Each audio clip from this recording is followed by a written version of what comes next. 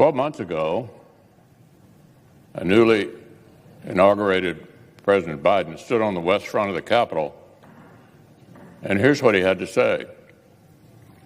My whole soul is in this, bringing America together, uniting our people, and uniting our nation. Yesterday, that very same man delivered a deliberately divisive speech that was designed to pull our country further apart. 12 months ago, this president said we should see each other not as adversaries, but as neighbors. Yesterday, he called millions of Americans his domestic enemies. 12 months ago, the president called on Americans to join forces, stop the shouting, lower the temperature. But yesterday, he shouted that if you disagree with him, you're George Wallace. George Wallace. If you don't pass the laws he wants, you're Bull Connor. And if you oppose giving Democrats untrammeled one-party control of the country, well, you're Jefferson Davis. 12 months ago, this president said disagreement must not lead to disunion. But yesterday he invoked the bloody disunion of the Civil War, to demonize Americans who disagree with him. He compared, listen to this, a bipartisan majority of senators to literal traitors. How profoundly unpresidential. Look, I've known, liked, and personally respected Joe Biden for many years.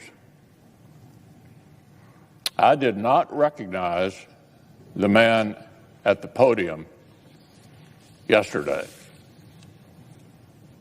American voters did not give President Biden a mandate for very much. He got a tied Senate, negative coattails in the House, the narrowest majorities in over a century. The president did not get a mandate to transform America or reshape society.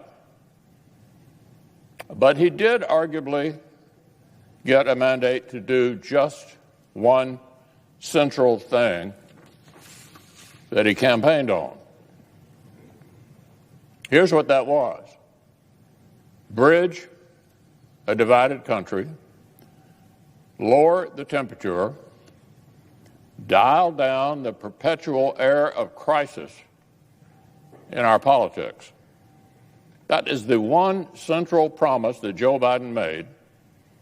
It is the one job citizens actually hired him to do.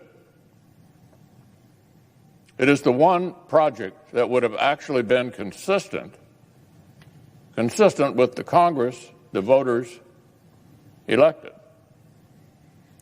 But President Biden has chosen to fail his own test. The president's rant yesterday was incoherent, incorrect, and beneath his office. He used the phrase Jim Crow 2.0 to demagogue a law that makes the franchise more accessible than in his own state of Delaware. He blasted Georgia's procedures regarding local elections officials while pushing national legislation with almost identical language on that issue. The president implied things like widely popular voting ID laws to be, quote, listen to this, totalitarian?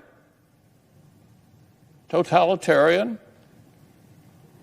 Ironically, on the same day, the Washington, D.C.'s Democratic mayor told citizens to bring both a photo ID and a vaccine card anytime they leave the house. The president repeatedly invoked the January 6th riot, while himself using irresponsible, delegitimizing rhetoric that undermines our democracy. The sitting president of the United States compared American states to totalitarian states. He said our country will be an autocracy if he does not get his way. If he does not get his way. So the world saw our commander-in-chief propagandize against his own country to a degree that would have made Pravda blush. There was no consistent standard behind anything the president said.